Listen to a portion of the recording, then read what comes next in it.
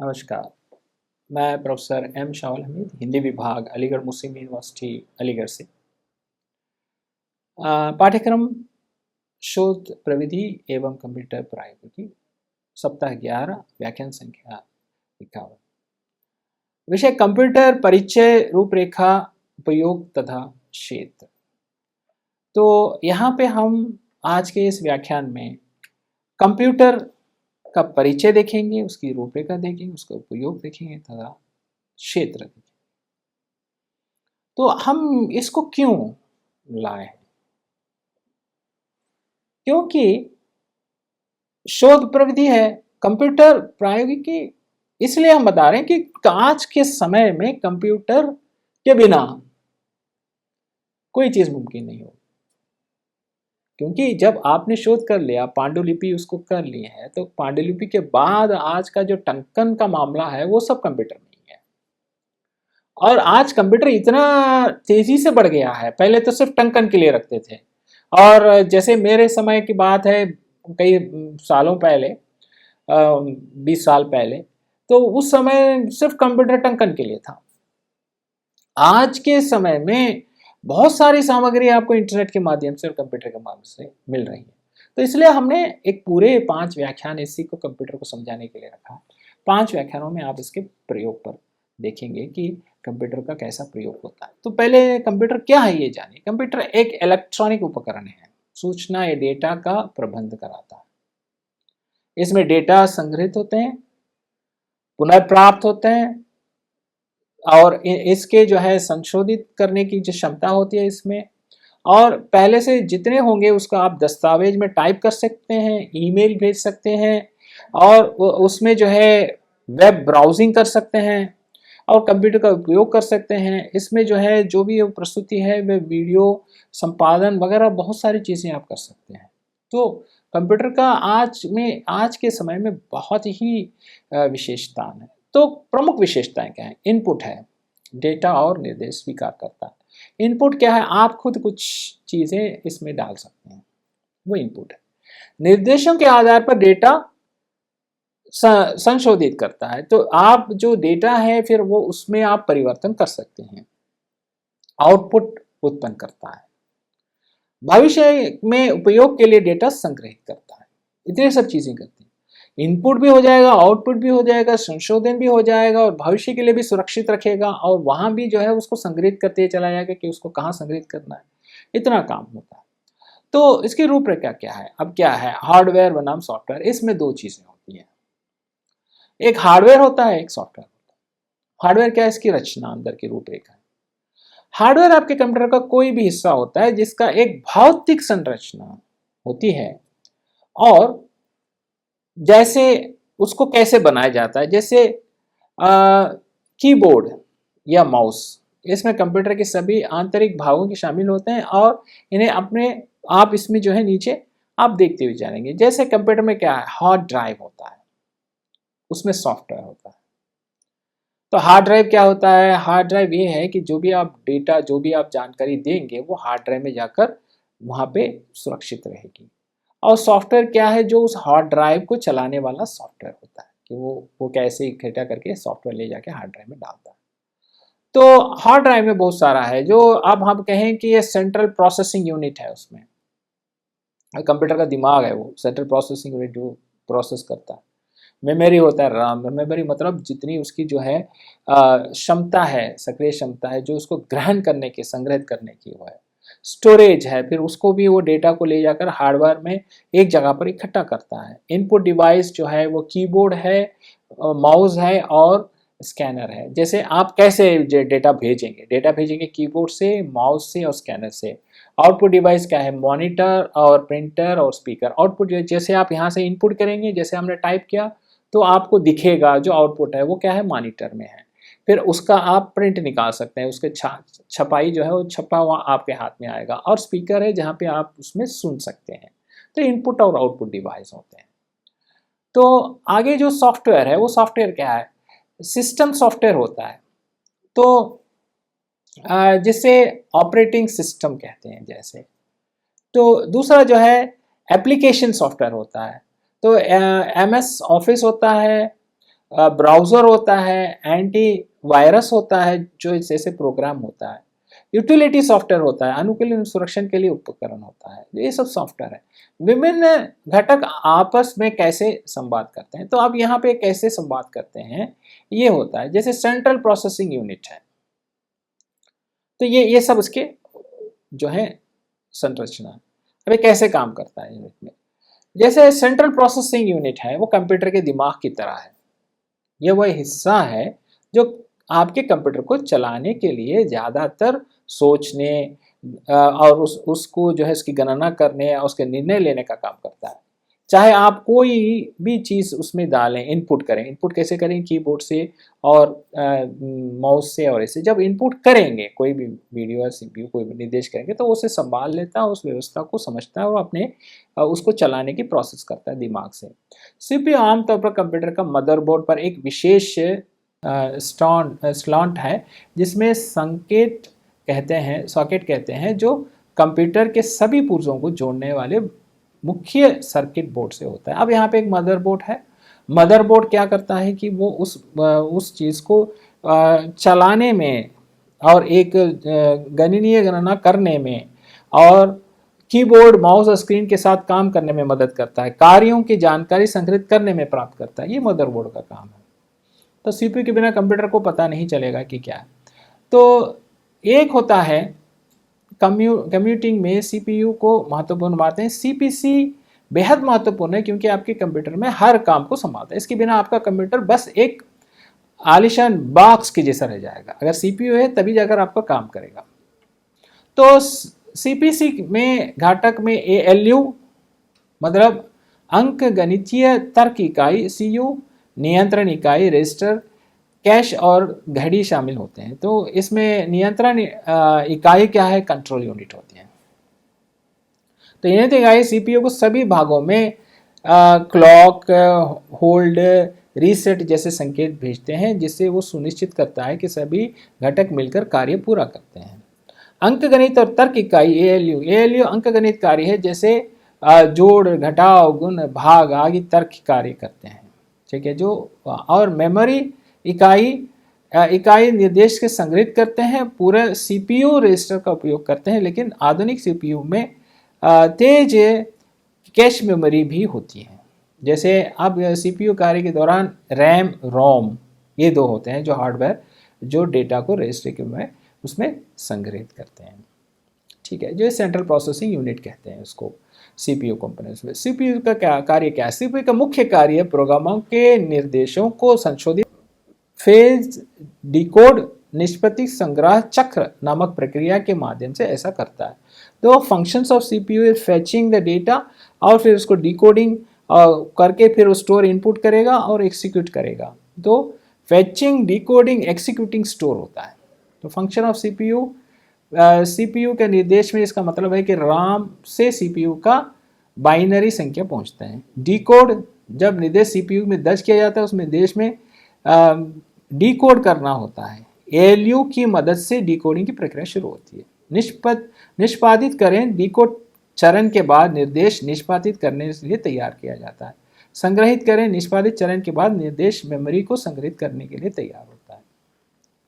अब सीपीयू के प्रकार, ठीक है, सीपीयू के प्रकार क्या हैं? सीपीयू विभिन्न प्रकार के होते हैं, उनके कोर की संख्या पर निर्भर होते हैं। एक कोर मुख्य सीपीयू के अंदर एक मिनी सीपीयू की तरह होता है। जो अधिक कोर का मतलब है सीपीयू का एक साथ अधिक कार्य कर सकता है। तो यह है single core CPU, double core CPU, quad core CPU. तो ऐसे इसके बहुत सारे प्रकार होते हैं। सीपीयू को कंप्यूटर का दिमाग क्यों कहते हैं? क्योंकि उसमें कंप्यूटर में हर काम को सोचने और इसे अंजाम देने के लिए जिम्मेदार होता है और उसका दिमाग फैसले लेने के लिए सूचित में प्रोसेस करता है और इसी तरह सीपीयू उसके कंप्यूटर को अपनी इच्छा अनुसार काम करने में निर्देशों को प्रोसेस करता है और कंप्यूटर पुर्जों को नहीं तो इसकी वजह ये क्या है कि एक बेजान डिब्बे की तरह हो जाएगा। तो अब ये क्या है कि मदरबोर्ड क्या है? मदरबोर्ड कंप्यूटर सिस्टम में मदरबोर्ड एक मुख्य मुद्रित सर्किट है। इसे मुख्य सर्किट बोर्ड या मेन बोर्ड कहते हैं। इसमें एक ही प्लेटफॉर्म पर कई घटक शामिल होते हैं, जैसे रैम, रोम, हार्डवेयर और अन्य कंप्यूटर हार्डवेयर घटकों को बीच संचारण की सुविधा प्रदान करती है। मदरबोर्ड को कंप्यूटर की रीढ़ भी कहा जा सकता है। अब इसमें बहुत सारे हैं, जैसे ये IBM से होता है और AT LPS मदरबोर्ड होता है, बहुत सारे इसके प्रकार हैं। मदरबोर्ड की कुछ विशेषता ये हैं कि ये एक ही प्रकार के CPU के साथ विभिन्न प्रकार की मेमोरी को सपोर्ट करेगा, बहुत सारी मेमोरी को सपोर्ट करेगा। ये संगत पावर सप्लाई के लिए भी जिम्मेदार होता है, सभी उपकरणों के एक साथ सही ढंग से काम करने देता है। Sound card, graphic card, network card सभी जो है वो इसके उपकरणों से मदरबोर्ड के साथ संगत होते हैं। तो मदरबोर्ड के बिना जो है वो काम नहीं चल पाएगा, जो सबको एक साथ लेके चलते हैं। तो रैम क्या होता है? रैम जो है एक्सेस मेमोरी है, एक प्रकार के कंप्यूटर का मेमोरी है। मेमोरी मतलब क्या है? उसका एक जहाँ पे वो जाकर इकट्ठा होने के डेटा वगैरह जाकर इकट्ठा होते हैं, अस्थायी रूप से संग्रहित होते हैं। तब वो अपना कंप्यूटर बंद कर दें तो रैम में मौजूद डेटा गायब हो जाता है, जबकि उसके हार्डवेयर पर मौजूद डेटा हमेशा सुरक्षित रहता है। तो रैम आपके कंप्यूटर को प्रोग्राम चलाने और सूचनाओं को तेजी से प्रोसेस करने में मदद करता है। ठीक है। कंप्यूटर मेमोरी क्या है? डेटा और निर्देशों को संग्रहित करने के लिए कंप्यूटर मेमोरी आवश्यक होती है। यह कोशिशों में इनमें से प्रत्येक का एक विशिष्ट पता होता है। मेमोरी कंप्यूटर को मानव मस्तिष्क की तरह कार्य करने में सक्षम बनाती है। इसमें विभिन्न प्रकार की मेमोरी हैं, अल्पकालिक, दीर्घकालिक आदि होते हैं, जो विभिन्न प्रकार के मेमोरी में क्या करते हैं। तो अब रैम होता है। फिर इनपुट डिवाइस, जैसे मैंने आपसे कहा इनपुट डिवाइस क्या होता है, जो कीबोर्ड होगा या आपका माउस होगा, ठीक है, स्कैनर होगा, ये इसका इनपुट डिवाइस। तो आप ये देखेंगे कि इन सब से ही ये कंप्यूटर चलता है। जैसे स्पीकर भी हो जाए, स्कैनर हो जाए, ये मॉनिटर हो जाए। अब स्पीकर, मॉनिटर जो है वो आउटपुट डिवाइस हैं, तो जिससे जो है आप देखेंगे प्रिंटर, ये सब आउटपुट डिवाइस है। तो इससे जो है आपके जो भी आपने फीड किया वो बाहर आपके सामने आएगा। एक और है, वो है प्रोजेक्टर। प्रोजेक्टर क्या है कि आपके कंप्यूटर से बाहर एक विस्तृत स्क्रीन के रूप में दीवार पर चित्र या वीडियो आप प्रस्तुत कर सकते हैं, उसको प्रोजेक्टर कहते हैं। ये सिनेमा घरों में भी प्रयोग हो रहा है। आप अगर प्रोजेक्ट चला रहे हैं तो वहाँ भी होता है कि आप किसी हॉल में आप अपने शोध को प्रस्तुत कर रहे हैं तो प्रोजेक्टर के माध्यम से आप प्रस्तुत करेंगे, जो सब लोग उसको देख पाएँ। तो एक होता है हेडफोन। हेडफोन जो आप स्पीकर के बदले में आपके कान में सुनने के लिए हेडफोन का प्रयोग करते हैं, जो स्पीकर के बदले में काम करता है। तो इन सब उपकरणों को आप देखें तो यहाँ पे आपको कंप्यूटर के अंदर के जो हार्डवेयर है उस पर बात करें। अब सॉफ्टवेयर क्या है? सॉफ्टवेयर जो है निर्देशों का एक समूह, जो कंप्यूटर को बताता है कि क्या करना है, कब करना है, कैसे करना है। उदाहरण के लिए माइक्रोसॉफ्ट जो है और व्हाट्सएप है और बहुत सारे ऐसे हैं सॉफ्टवेयर्स हैं जो एक कंप्यूटर को चलाते हैं। मान लीजिए अब उसमें जो है उसको कंप्यूटर के उसका उपयोग में आते हैं। कंप्यूटर आपको दस्तावेज टाइप करने में मदद करता है, कंप्यूटर आपको संगीत सुनने में मदद करता है। तो आपके इन सब सॉफ्टवेयरों के माध्यम से जो कंप्यूटर का उपयोग होगा वो है। कंप्यूटर आपको इंटरनेट का उपयोग करने में मदद करता है, कंप्यूटर आपको ईमेल भेजने में मदद करता है, कंप्यूटर आपको गेम खेलने में, आपको चित्र बनाने में, आपको फिल्म देखने में, आपके किसी मित्र से चैट करने में, इतने सब जो है उसमें उपयोगी होते हैं। इसका क्षेत्र क्या है? कंप्यूटर का क्षेत्र, कंप्यूटर का क्षेत्र 21वीं सदी से लगभग हर व्यवसाय में पहलू में कंप्यूटर का प्रयोग हो रहा। तो अब ऐसी आज के समय में कोई ऐसी चीज़ नहीं है जहाँ पे कंप्यूटर का प्रयोग ना हो। जैसे शिक्षा है, शिक्षा में अब ऑनलाइन क्लासेस हो गए हैं, ऑनलाइन जर्नल्स हो गए हैं, ई कंटेंट हो गया है, ठीक है। तो ये सब कैसे संभव है? जो इलेक्ट्रॉनिक कंप्यूटर छात्रों के लिए अभ्यास में इलेक्ट्रिकल चीज़ें जो हैं वो इंटरनेट के माध्यम से प्रस्तुत हो गए हैं। अब दूरस्थ शिक्षा में भी जो है ऑनलाइन क्लासेस हो गए हैं। सरकारी कामकाज में, अब तो सरकारी कामकाज में ऑनलाइन एप्लीकेशन फॉर्म भरे हैं आप, कोई भी चीज़ है, जैसे आपको कोई लाइसेंस मिलना चाहिए, कोई चीज़ मिलना चाहिए, वो ऑनलाइन हो गया है कंप्यूटर के माध्यम से।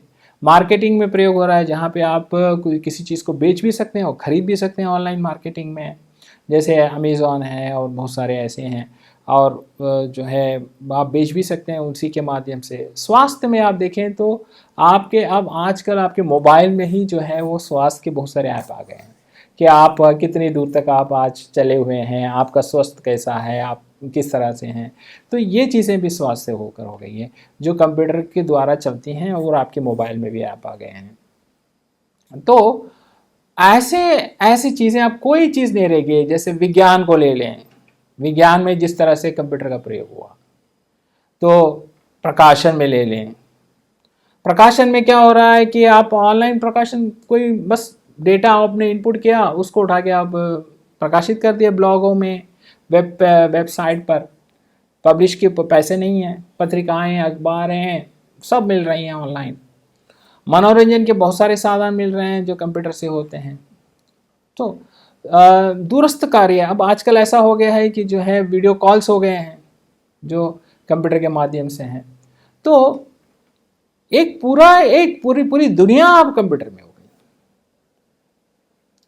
तो जब कंप्यूटर नहीं था तब सामाजिक आज जितना आसान नहीं था पहले उतना ही दिक्कत वाली थी। अब इतना आसान हो गया है कि वो मीडिया प्लेटफॉर्म में इसका इस्तेमाल ऐसे हो गया है कि आप कोई भी विषय को बिना कुछ समय के तुरंत तुरंत आप लोगों तक पहुंचा सकते हैं। उसका संचार माध्यम के रूप में प्रयोग हो रहा है और ये बैंकिंग में बहुत अच्छा काम कर रहा है। जैसे इंटरनेट बैंकिंग है, ऑनलाइन बैंकिंग है, यहाँ भी आपको काम कर रहा है कि आप पैसे डाल सकते हैं, पैसे निकाल सकते हैं। और परिवहनों में कि वाहन आपकी कहाँ जा रही है, जीपीएस सिस्टम में। और छुट्टियों की बुकिंग है तो वो कैसे होगी, हर चीज़ आपको, सुरक्षा आपका, और रोबोटिक्स, मौसम।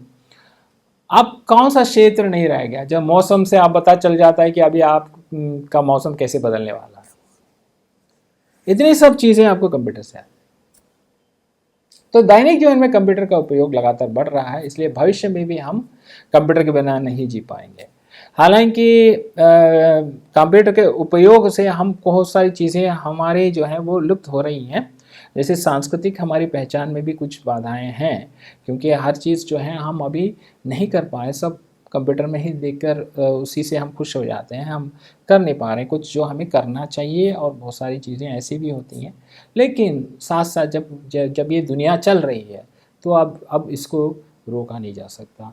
ये आगे बढ़ रही है, ये वैश्विक युग में आधुनिकता के लिए ये एक बहुत ही उपयोगी चीज़ है जो हमारे सामने एक विस्तार रूप में अब आ गई है। एक समय था कि तब कंप्यूटर कुछ नहीं था, या कंप्यूटर आम आदमी के लिए नहीं था, मोबाइल आम आदमी के लिए नहीं था।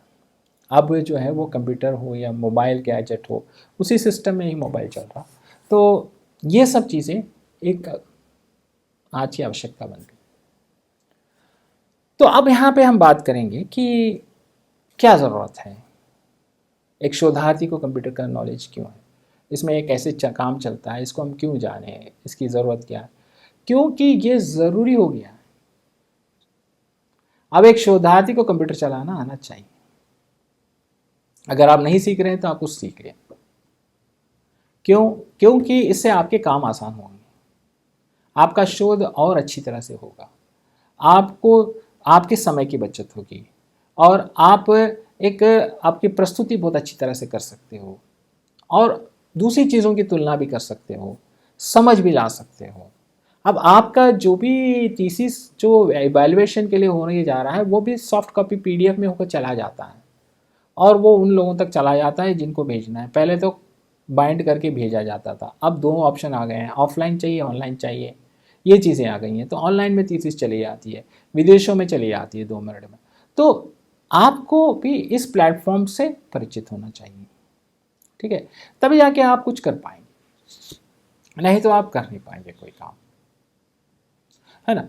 तो कंप्यूटर एक बहुत ही उपयोगी चीज़ हो, इसकी संरचना को आपको समझना चाहिए और इसके अंदर की चीज़ों को समझना चाहिए, ताकि आपको पता चले कि कंप्यूटर कैसे काम कर रहा है, ठीक है। इसलिए हमने 5 व्याख्यान इसमें रखे हैं, जो आगे के और 4 व्याख्यान में और हम आगे इसको समझेंगे, ठीक है। तो अब हम देखेंगे कि किस तरह से कुछ पुस्तकें आपके लिए उपयोगी होंगे और ये पुस्तकें आपके शोध के लिए भी उपयोगी होंगी। इन सब की जानकारी आपको रखना ज़रूरी है। अगर आप इसकी जानकारी नहीं रख रहे हैं तो आपके लिए एक दिक्कत वाली चीज़ हो जाएगी। तो कुछ प्रसिद्ध हिंदी ग्रंथ एवं लेखक हैं। भक्ति आंदोलन और सूर का काव्य मैनेजर पांडे हैं। ये बहुत ही प्रसिद्ध किताब है। देखिए, मैं यहाँ पे विभिन्न प्रकार की समीक्षात्मक आलोचनात्मक किताबों को लाने की कोशिश कर रहा हूँ जिससे आप परिचित हो। ठीक, अगर आप इन किताबों से परिचित होंगे तो आप, अब मुझे नहीं पता कि आप किस पे शोध कर रहे जा रहे हैं।